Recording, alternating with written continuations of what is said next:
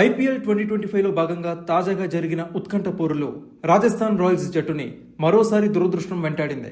Lucknow super Giants పై 2 పరుగుల స్వల్ప తేడాతో ఓడిపోయింది.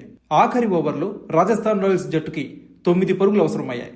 కానీ ఆ సమయంలో ఆవేష్ ఖాన్ అద్భుతంగా బౌలింగ్ చేసి రాజస్థాన్ రాయల్స్ ని ఓడించాడు.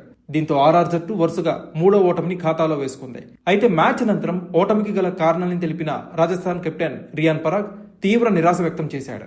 మ్యాచ్ ఓటమిపై రియాన్ పరాగ్ మాట్లాడుతూ, ఈ ఓటమి బాధని జీర్ణించుకోవడం కాస్త కష్టం. తప్పు ఎక్కడ చేశామో ఖచ్చితంగా చెప్పలేను. 18 నుంచి 19 ఓవర్ల వరకు మ్యాచ్లో మేము పోటీలోనే ఉన్నాం. నేను 19వ ఓవర్లోనే ఫినిష్ చేయాల్సిందే. ఈ ఓటమికి పూర్తి బాధ్యతని నేనే వహిస్తున్నాను. నన్ను నేను నిందించుకుంటున్నాను. ఒక మ్యాచ్ని మొత్తం 40 ఓవర్ల పాటు కలిసి ఆడితే తప్ప విజయం సాధ్యం కాదు. బౌలింగ్ అద్భుతంగా చేశాం.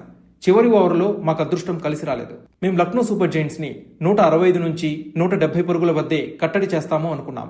మా బౌలర్ సందీప్ శర్మపై మాకు నమ్మకం ఉంది. కానీ అతడికిది ఒక బ్యాడ్ గేమ్. సమద్ అద్భుతంగా ఆడాడు. మేమిది చేస్ చేయాల్సిన మ్యాచ్.